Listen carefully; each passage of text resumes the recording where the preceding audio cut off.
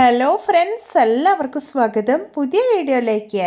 ഇന്ന് ഞാൻ വന്നിട്ടുള്ളത് വളരെ സിമ്പിളായിട്ട് തയ്യാറാക്കാൻ പറ്റുന്ന നല്ലൊരു ഈവനിങ് സ്നാക്ക് റെസിപ്പി ആയിട്ടാണ്.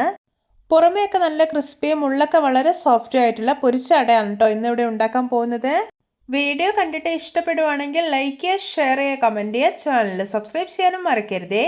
പിന്നെ ഫേസ്ബുക്കിലൂടെയാണ് വീഡിയോ കാണുന്നതെങ്കിൽ പേജ് ഫോളോ കൂടി ചെയ്യണേ. അപ്പോൾ നമുക്ക് നേരെ വീഡിയോയിലോട്ട് പോവാം. ഞാനിവിടെ ഒരു ബൗൾ എടുത്ത് വെച്ചിട്ടുണ്ട്. ഇതിലോട്ട് ഒരു ഗ്ലാസ് മൈദ ഇട്ട് കൊടുക്കാം.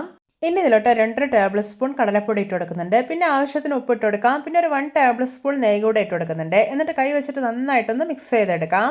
ഇപ്പോൾ ഇത് നല്ലപോലെ മിക്സ് ചെയ്തെടുത്തിട്ടുണ്ട്. ഇനി ഇതിലോട്ട് ആവശ്യത്തിന് വെള്ളം ഒഴിച്ചു കൊടുക്കാം. എന്നിട്ട് നല്ല സോഫ്റ്റ് ആയിട്ടൊന്ന് കുഴച്ചെടുക്കാം.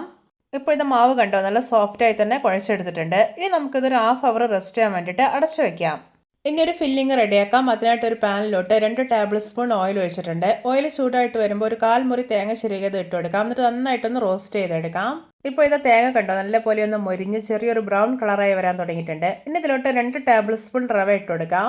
ഇനി ഇതിലോട്ട് മധുരത്തിന് ആവശ്യമായിട്ടുള്ളൊരു 5 ടേബിൾ സ്പൂൺ പഞ്ചസാരയും നല്ലൊരു ഫ്ലേവറിന് വേണ്ടിയിട്ട് 1 ടേബിൾ സ്പൂൺ ഏലക്കപ്പൊടി കൂടി ഇട്ട് കൊടുക്കാം. എന്നിട്ട് നല്ലപോലെ ഒന്ന് മിക്സ് ചെയ്തെടുക്കാം. ഇപ്പോൾ ഇത് പാകമായിട്ടുണ്ട്. ഇനി ഫ്ലെയിം ഓഫ് ആക്കാം. എന്നിട്ട് ഇതൊരു പ്ലേറ്റിലോട്ട് മാറ്റാം. ഇനി ഇതിൻ്റെ ചൂടൊക്കെ ഒന്ന് പോകട്ടെ. ഇപ്പോൾ ഇത് 1/2 അവറിന് ശേഷം നമ്മൾ റെസ്റ്റ് ചെയ്യാൻ വേണ്ടി വെച്ചിട്ടുള്ള മാവ് ഡബിൾ സോഫ്റ്റായി കിട്ടിയിട്ടുണ്ടായിരുന്നു. അപ്പോൾ ഞാനത് ചെറിയ ബോളുകളാക്കി ഉരുട്ടിയെടുത്തിട്ടുണ്ട്. ഇനി ഓരോ ബോളും മൈദയിലിട്ടൊന്ന് കോട്ട് ചെയ്തെടുത്തതിന് ശേഷം ഒരു പത്തിരി പ്രസ്സിൽ വെച്ചിട്ടൊന്ന് പരത്തിയെടുക്കാം. നല്ല തിന്നായിട്ട് പരത്തരുത്, കുറച്ചൊന്ന് കട്ടിയോടെ വേണം പരത്തിയെടുക്കാനായിട്ട്. അട ഉണ്ടാക്കാൻ വേണ്ടിയിട്ട് ഞാനിവിടെ ഒരു മോൾഡ് എടുത്തിട്ടുണ്ട്. ഇതിലോട്ട് നമ്മൾ പരത്തി വെച്ചിരിക്കുന്ന ചപ്പാത്തി ഉണ്ടല്ലോ, അത് വെച്ച് കൊടുക്കാം. ശേഷം ഇതിലേക്ക് ഫില്ലിങ് നിറച്ചു കൊടുക്കാം. ഇനി ഇത് അടയ്ക്കാം. എന്നിട്ട് നന്നായിട്ടൊന്ന് പ്രസ് ചെയ്ത് കൊടുക്കാം.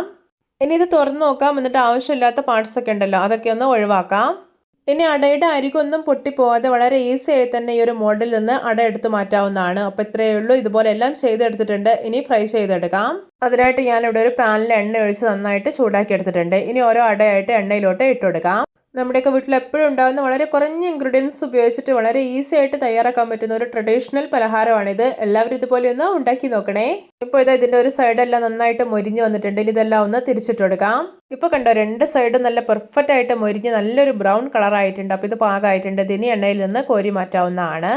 ഇത് നമ്മുടെ രുചികരമായിട്ടുള്ള പൊരിച്ച അട റെഡി. നോക്കിയാൽ കാണുമ്പോൾ തന്നെ കൊതി വരുന്നില്ലേ? എല്ലാവർക്കും എൻ്റെ പൊരിച്ച അട റെസിപ്പി ഇഷ്ടപ്പെട്ടെന്ന് വിചാരിക്കുന്നു. ഇഷ്ടപ്പെട്ടാൽ സപ്പോർട്ട് ചെയ്യാൻ മറക്കരുതേ. അപ്പോൾ ഇതുപോലെയുള്ള വെറൈറ്റി വീഡിയോകളായി നമുക്ക് വീണ്ടും കണ്ടുമുട്ടാം. Okay, bye bye.